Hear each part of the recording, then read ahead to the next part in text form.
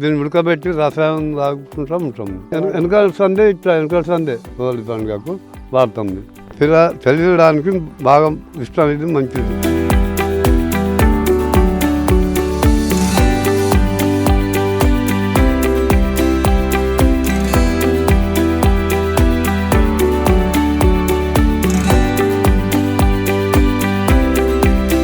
హోలీ అంటేనే కలర్స్.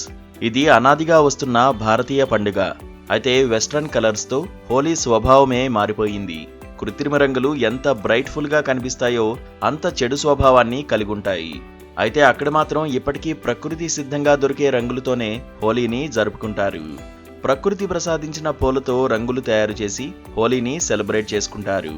పూలను ఎలా సేకరిస్తారు, ఎలా రంగులు తయారు చేస్తారో మనము ఓసారి చూద్దాం పదండి. వేసవి కాలంలో చెట్ల ఆకులు రాలిపోయి అటవీ ప్రాంతమంతా మోడుబారి వెలవెలబోతుంది. ఇదే సమయంలో మోదుగ పూలు విరబూసి కాషాయ రంగుతో అందంగా కనువిందు చేస్తుంటాయి. ఈ పూలు అందంగా కనిపించడమే కాదు, రంగుల తయారీలోనూ ఉపయోగపడతాయి. అలా సహజ సిద్ధంగా లభించే పూలతో తయారు చేసిన రంగులతోనే ఆ గ్రామంలో యువకులు హోలీ పండుగ జరుపుకుంటారు. సిద్దిపేట జిల్లా అక్కన్నపేట మండలం గోవర్ధనగిరి గ్రామంలో హోలీ పండుగను ఇప్పటికీ సాంప్రదాయ పద్ధతిలో జరుపుకుంటారు. కాముని పౌర్ణమి, హోలీ పండుగలకు ఊరు అవతల చెలకల్లో కోసుకు తెచ్చిన గోగుపూలతో సహజ సిద్ధమైన రంగులను తయారు చేస్తుంటామని స్థానికులు చెబుతున్నారు. మాకు హోలీ పండుగ వస్తుందంటే మాకు ఎంతో సంబరం ఇస్తుంది. మాకు హోలీ పండుగ మేము మా ఊర్లో ఘనంగా జరుపుకుంటాం. ఎందుకంటే మేము రసాయనాలకు దూరంగా ఉంటాం.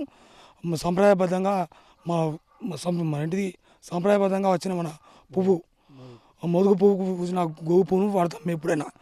ఈ పువ్వును తెంపుకుంటా మకరందం కూడా తాగుతాం, మేము వాడతాం. మా ఊళ్ళో పెద్దల నుంచి వస్తున్న ఆనవాయితీది. ఇప్పుడు కూడా మేము కూడా దాన్ని కొనసాగిస్తున్నాం. పెద్దప్పటి నుంచి మాకు పెద్దల నుంచి వస్తున్న ఆనవాయితీగా మేము కూడా దాన్ని పాటిస్తున్నాం. మాకు ఒక వారం రోజుల ముందే ఈ గోగు పువ్వును తీసుకుపోయి దాన్ని ఎండబెట్టి ఉడకబెట్టి దాన్ని కలర్ చేసి హోలీ పండుగ వరకు కలర్ చేసి అవిటితోనే ఆడుకుంటాం, అందరం మీద చల్లుకుంటాం. ఎందుకంటే ఆనవాయితీ ప్రకారం ఇది మా సాంప్రదాయ ప్రకారం హోలీ పండుగ వచ్చిందంటే ఒక వారం 10 రోజుల ముందు ఒక మొదకు చెట్టు ఉంటుంది. మొదకు చెట్టుకు పువ్వులు పూస్తాయి. పువ్వే గోగు పువ్వు. ఆ గోగు పువ్వులో అందులో మకరందం అంటే అందులో ఒక తేనె లాంటి చుక్కలు వస్తాయి. అది చిన్నపిల్లలు మేము చిన్నప్పటి నుండి ఆనవాయితీ ప్రకారం ఏంటంటే స్కూల్ అయిపోగానే మేము బావి దగ్గరికి పోయి మా తల్లిదండ్రులతో బావి దగ్గరికి పోయి ఆ పువ్వును విప్పి ఆ మకరందాన్ని తాగుతాం. అందులో మన తేనె కంటే మంచి స్వీట్ ఉంటుంది. అవి 2 డ్రాపులు ఒక్కొక్క దానికి ఇట్లా ఉంటాయి. అది ఎర్లీ మార్నింగ్ పొద్దున్న అయితేనే అందులో రసాయనం బాగుంటుంది. ఎండ అయితే ఎట్లెట్లా సూర్యుడు ఉదయిస్తాడో ఆ రకంగా అది తగ్గుతూ ఉంటుంది. మళ్ళీ నైటు తెల్లారేసరికి దాంట్లో ఒక 2-3 డ్రాపులు వెళ్తాయి. అంటే దాదాపుగా ఒక 4-5 పూలు తెంపితే ఒక స్పూను రాగా తయారు చేసుకోవచ్చు. అట్లా మేము చిన్నప్పుడు పిల్లలు స్కూల్ పోయి రాగానే, కాకపోతే సండే వచ్చిందంటే మేము ఎక్కువ శాతం బాయిల కన్నా బాగా టైం స్పెండ్ చేసేది.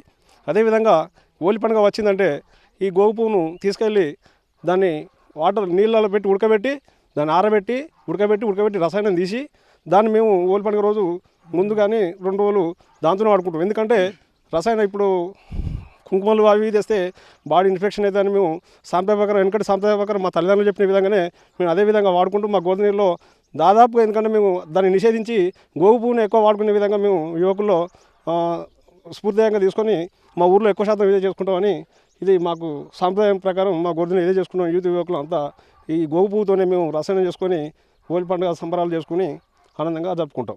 మోదుగ చెట్లు పొలం గట్లపై, ఇతర ఖాళీ ప్రదేశాల్లో, గ్రామీణ ప్రాంతాల్లో రోడ్లకు ఇరువైపులా విస్తారంగా కనిపిస్తాయి. పట్టణాల్లో కూడా అక్కడక్కడ ఈ చెట్లు పెరుగుతున్నాయి. హోలీకి 2 రోజుల ముందు నుంచే గోవర్ధనగిరి యువకులు మోదుగ పూలను ఏరి తీసుకొస్తారు. మోదుగ పూలను కోసే సమయంలోనే మోదుగ పూల నుంచి లభించే మకరందాన్ని గ్రోలుతారు.